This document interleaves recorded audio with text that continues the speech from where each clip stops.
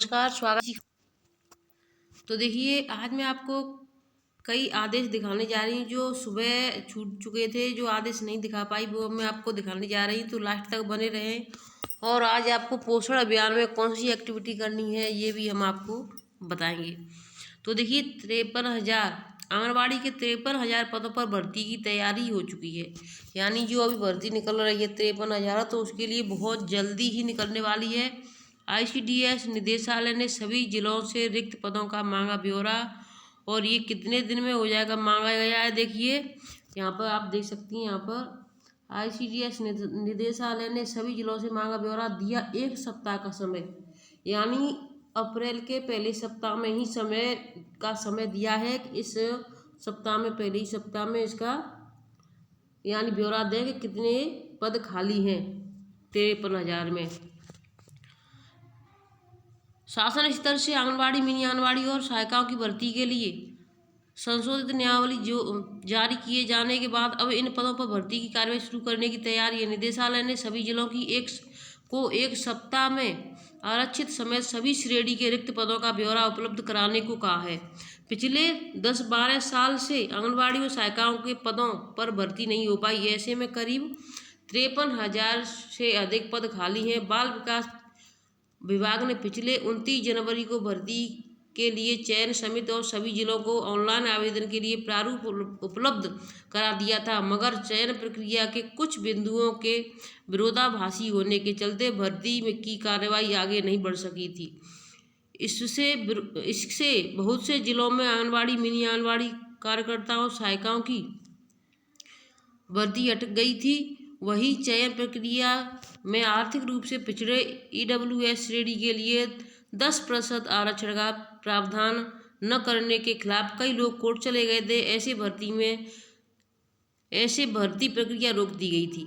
अब बाल विकास विभाग एवं पुष्टाल विभाग ने पुरानी चयन प्रक्रिया को संशोधित करते हुए नई चयन प्रक्रिया तय कर दिया है। इसमें ईडब्ल्यूएस श्रेणी के आरक्षण के प्रावधान को शामिल कर दिया गया है। अब आईसीडीएस निदेशालय ने एक बार फिर आंगनबाड़ी कार्यकर्तियों की भर्ती प्रक्रिया शुरू किया है। तो यानी फॉर्म बहुत जल्दी 1 सप्ताह के अंदर समय मांगा है कि 1 सप्ताह में इनकी जगह कितनी कहाँ पर खाली है वो मांगी फिर से नई, क्योंकि बहुत सी बहनों ने रिजाइन दे दिया है, बहुत सी बहनें ख़त्म हो चुकी हैं, तो सभी ब्यौरा मांगा है एकदम से अप टू डेट, और फिर से अब भर्ती होने जा रही है। आशा घर घर खोजेंगी जुकाम, बुखार और टीबी के मरीज। तो ये सभी जिलों में आशाएं घर घर ढूंढेंगी, क्योंकि संचारी रोग अब नियंत्रण चल रहा है, तो घर घर जा कर के उन्हें जाना है। और सभी, ऐसा नहीं एक ज़िले में, ये उत्तर प्रदेश के सभी, उत्तर प्रदेश ही नहीं बल्कि पूरे भारत में ये इस समय संचारी रोग का जो कार्य है वो चल रहा है, जिससे कि सभी बहनें समय से वहाँ पर घर घर जा कर के देखेंगी और आंगनबाड़ी बहनों को भी साथ में जाना है। अब देखिए, आंगनबाड़ी कार्यकर्ती एवं सहायिका विशिष्ट पुरस्कार सूची, आज इन बहनों को पुरस्कृत किया गया है। 18 बहनों को, इनको यानी आंगनबाड़ियों को 10,000 और सहायिकाओं को 5,000। वाराणसी में स्मृति यानी कि आपकी बाल विकास मंत्री स्मृति ईरानी वहाँ पर आई हुई हैं, तो उनके सामने ही, उनके हाथों से ही दिया जाएगा। अब देखिए अगली खबर और भी मैं आपको बताते चलूँ। स्कूल चलो अभियान, संचारी रोग नियंत्रण अभियान एक साथ आगाज, केंद्रीय मंत्री एवं डीएमएसपी ने किया शुभारंभ। तो देखिए इसका शुभारंभ कल से हो चुका है। अब मैं आपको आदेशों की तरफ ले चलती हूँ।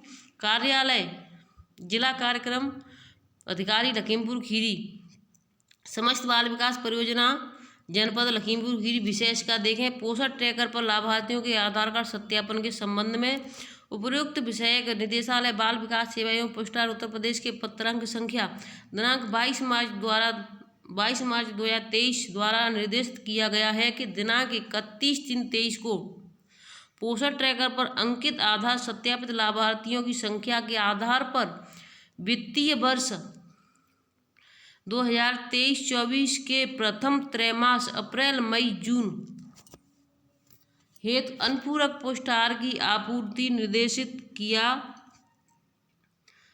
निर्गत किया जाना है, जिसके संबंध में पूर्व में भी निर्गत निर्देश किए गए थे। निर्देशालय द्वारा दिनांक 15/3/23 को पोषण ट्रैकर पर आधारित सत्यापन लाभार्थियों की समीक्षा में पाया गया कि जनपद की अधिकांश परियोजनाओं में पोषण ट्रैकर पर अंकित जनवरी, फरवरी, मार्च 2023 परियोजना द्वारा माह अक्टूबर से दिसंबर 2022 के अनुपूरक पुरस्कार की मांग हेतु उपलब्ध कराई गई संख्या में काफ़ी विसंगत है। तो देखिए, यानी कि जो मार्च निकल चुका है उसमें आपको अब जो फीडिंग आपकी दिखाई देगी उसमें कब का राशन आएगा, अप्रैल, मई और जून, यानी 3 माह का एक साथ बनता है। तो जितने आपके लाभार्थी पोषण ट्रैकर पर सत्यापित होंगे मार्च 31 तक, उतने ही लाभार्थियों का राशन 3 माह तक चलेगा। तो जून के बाद में, यानी मार्च, अप्रैल, जून, और मार्च आपका चला गया, फिर आपके पास लास्ट जून बचेगा। फिर जून में जितने आपके लाभार्थी सत्यापित होंगे उस हिसाब से फिर आपका 3 माह तक चलेगा। तो इस तरीके से 3 माह के लिए एक बार में बनता है डाटा। अब मैं आपको देखिए अगले आदेश की तरफ ले चलती हूँ। तो देखिए, जून 2022 में चिन्हांकन के सापेक्ष मार्च 2023 में बच्चों में हुए सुधार की संख्या उपलब्ध कराने के संबंध में किस तरीके से करानी है कि, यानी कि जून 2022 से मार्च 2023 तक कितने बच्चों में सुधार हुआ है, कैसे सुधार हुआ, यानी मार्च 2023 में जन्मे बच्चों की संख्या बताएं। 0 से 1 वर्ष के बच्चे जिनकी मार्च 2023 में मृत्यु हुई हो 23 तक, यानी 1 साल के अंदर कितने बच्चों की मृत्यु हो चुकी है, ये भी आप इस पर ये फॉर्म आपको सभी को भरना है। सभी जिलों में ये सभी बहनों से मांगा जाएगा। तो सभी बहनें अपनी इस तरीके से रिपोर्ट बना करके रख लें। 1 से 5 वर्ष के बच्चे जिनकी मार्च 2023 में मृत्यु हो गई हो, यानी 2017 से लेकर के अब तक मार्च तक कितने बच्चों की मृत्यु हुई है। सबसे पहले आपको 1 वर्ष वाला देना है, उसके बाद में 5 वर्ष वाला देना है। उसके बाद है मार्च 2023 में सुधारकृत हुए बच्चों की संख्या बताएं, यानी मार्च में, यानी मार्च है आपसे, उससे पहले आपके बच्चे फरवरी, हर महीने यानी सुधार होता है बच्चों में। तो मार्च में सेम में बच्चों में कितने में सुधार हुआ, 2 में हुआ, 4 में हुआ, 10 में, जो भी हो आपको इसकी संख्या भर के रख लेनी है। और अपना इसका अच्छा सा आप छोटा सा एक पतला सा रजिस्टर बना लें सेम में बच्चों का, तो आपका अच्छा रहेगा। क्योंकि रिपोर्ट हम हमेशा 5-5 वर्ष पुरानी, कभी 4 वर्ष पुरानी मांगी जाती है। तो बहनें इतनी लंबी पुरानी रिपोर्ट कहाँ से लाएंगी। अगर आपके पास रजिस्टर रहेगा तो आप कभी भी कहीं से भी दे सकती हैं। तो देखिए, अब मैं आपको दूसरा आदेश दिखा देती हूँ आपको। ये आदेश आपका आया है लखीमपुर खीरी से है। इसमें क्या है, समस्त बाल विकास परियोजना अधिकारी प्रभारी, विषय ईंट भट्टों, घुमंतु, शिशु गृह, प्रवासी बच्चों एवं महिलाओं को आंगनवाड़ी केंद्रों पर पंजीकृत कर योजना का लाभ प्रदान किए जाने के संबंध में, यानी जो लोग आपके यहाँ से अगर जैसे कहीं ईंट भट्टे जो बाहर चले जाते हैं, घुमंतु होते हैं, जैसे कहीं भी आते जाते रहते हैं, जहाँ उन्हें काम दिखाई देता है वहीं चले जाते हैं, उसके बाद फिर आ जाते हैं। तो ऐसे परिवारों को भी लाभ प्रदान करने के वो करें, आप आधार कार्ड अपना सत्यापित कर दें तो उनको भी लाभ मिल सकेगा। उपयुक्त विषय निदेशालय बाल विकास सेवा एवं पुरस्कार उत्तर प्रदेश लखनऊ के पत्रांक संख्या दिनांक 22 मार्च 2023 का निर्गत निर्देश किया है कि आंगनवाड़ी परिप्रेक्ष्य में संचालित ईंट भट्टों पर प्रदेश के अंदर व बाहर के प्रवासी मजदूर कार्य हेतु आते हैं, जिनके साथ महिलाओं व बच्चों भी ईंट भट्टों के आसपास निवास करते हैं।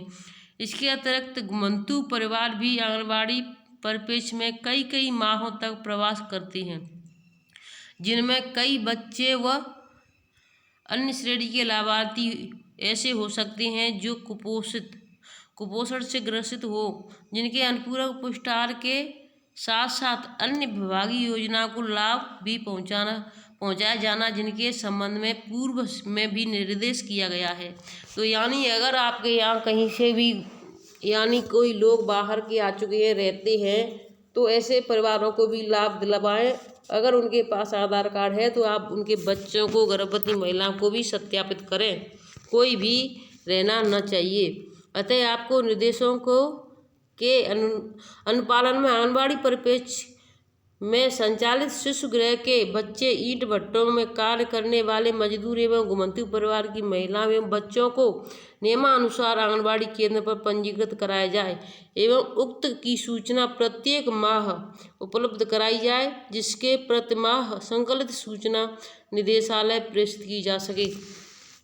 अगर कहीं से कोई बच्चा यानी घुमंतू परिवार है, जैसे कहीं रहते हैं, कभी 4 महीने यहाँ पर, कभी 4 महीने कहीं दूसरी जगह चले गए और उनके बच्चे आपके पास आए हुए हैं, तो आप आधार कार्ड सत्यापित न करें तो आप ऐसा तो कर सकते हैं कि उनके बच्चों को आप अपने आंगनबाड़ी केंद्र में बुला करके लाभ दिलवा सकती हैं। क्योंकि अगर बच्चा कहीं भी इधर उधर घूमता रहेगा तो उस बच्चे का जीवन खराब हो जाएगा और आपके पास कुछ नहीं रहेगा, क्योंकि आपको हर चीज़ का जवाब देना है। तो सभी बहनों से मैं कहना चाहूँगी अपने चैनल के माध्यम से, ऐसा अगर आपके यहाँ कोई लाभार्थी आता है, आधार कार्ड है, तो आधार कार्ड सत्यापित करें और उसको आंगनबाड़ी केंद्र में पढ़ने के लिए अवश्य बुलाएं। तो आज आपकी यानी कि देखिए 2 तारीख है, तो 2 तारीख में आज आपको क्या भरना है ये आप सभी भाई बहन देख लें। स्वास्थ्य विभाग, पंचायती राज विभाग, ICDS, ग्राम्य विकास विभाग, ये आपको कहाँ पर करना है, ये आपको पोषण अभियान की वेबसाइट पर भरना है। आपको इसमें क्या क्या करना है, वजन से छूटे हुए बच्चों का आंगनबाड़ी केंद्रों एवं घर पर जाकर वजन करना एवं पोषण ट्रैकर पर फीड करना। गृह भ्रमण के दौरान अभिभावकों को मिलेट्स संचारी रोगों से बचाव, स्वच्छता आदि के जागरूकता कार्यक्रम। वजन करना पंचायत स्तर पर महिला युवक मंगल दल एवं स्वयं सहायता समूह की महिलाओं के साथ बैठक करते हुए मिलेट्स के उपयोग से होने वाले पोषण एवं स्वास्थ्य संबंधी लाभों पर चर्चा और गृह भ्रमण। तो इस तरीके से आपको यह आप भरना है, आपको गृह भ्रमण भी भरना है और बैठक भी करनी है, बच्चों का वजन लंबाई भी करनी है। इनमें से कोई भी एक्टिविटी कर सकती हैं आप और अपने पोषण ट्रैकर पर भरेंगी। और उसके अलावा आपको पोषण अभियान में भी यही, पोषण पखवाड़े में भी यही ऑनलाइन करना है। वीडियो अच्छी लगी हो तो शेयर करें, चैनल सब्सक्राइब करें। फिर मिलेंगे आपसे सुबह की वीडियो में, तब तक के लिए धन्यवाद।